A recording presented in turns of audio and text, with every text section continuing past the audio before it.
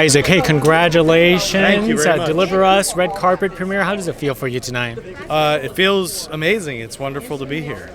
Now, you have co-writing credit on this film. Can you tell us what was the origin story that sparked all this? You know, I actually don't have co-writing credit on this. I'm a producer as well as cinematographer. But you know, it's funny. We have always worked together, myself and Leroy and crew. So we've developed these extra special working relationships over the years and bonds. And it's gotten to the point where the roles blur. You know, like crew used to only produce. Now we co-directed this movie, and I'm the cinematographer. I should have no input on the script or, you know, hardly anything other than my department. But because we've been working together so long and we came up together, we really function as like a filmmaking unit. The three of us are close friends and close collaborators, and the boundaries between our roles are extremely blurred. Now, of course, you know, having this filmed in Estonia, you know, there's a lot of darkness, a lot of how can you say, unusual buildings per se. Tell us about your approach as a cinematographer on handling this.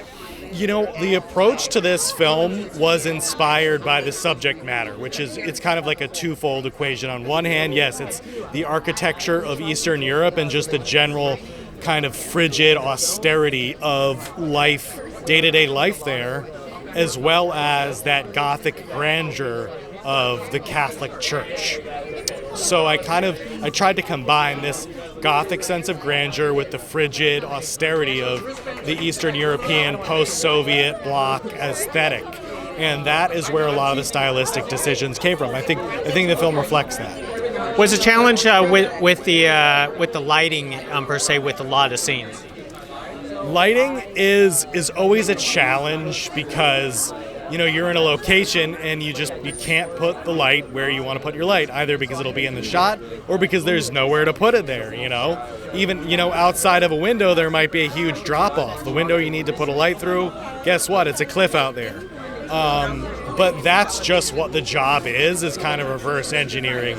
You go into an environment, you think what you want it to look like, and then from there you work back and you kind of go through this checklist of like, well, that's not going to work, this can't go there, that won't play like that. And that's just where the experience comes into play. And then on the day, it's all about just sticking to what you originally planned. And so the challenge really is just that initial figuring out, given the challenges, given the restrictions, how the hell do we do this? And then on the day, it should feel like slick and calm and just under control. One more thing before I let you go, because I talked to Lee and crew. They said that there's very little special effects. They rely upon your shots to set the mood, to set the tone. Yeah. Tell us about that.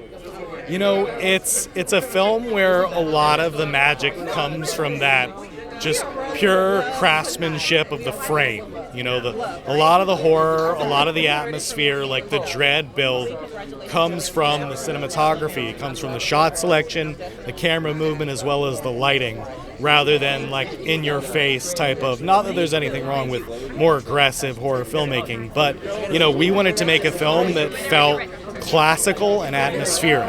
And so we leaned on the look, and it worked out. Well, it's sure creepy nonetheless, especially the way you film it, and I hope there isn't like a set of twins out there going through this. Yeah, well, I hope so too, although even if there are, hopefully the good one will kill the bad one before the bad one, you know, destroys the world with Satanism. That is true. Isaac, thank you very much. Thank you very much.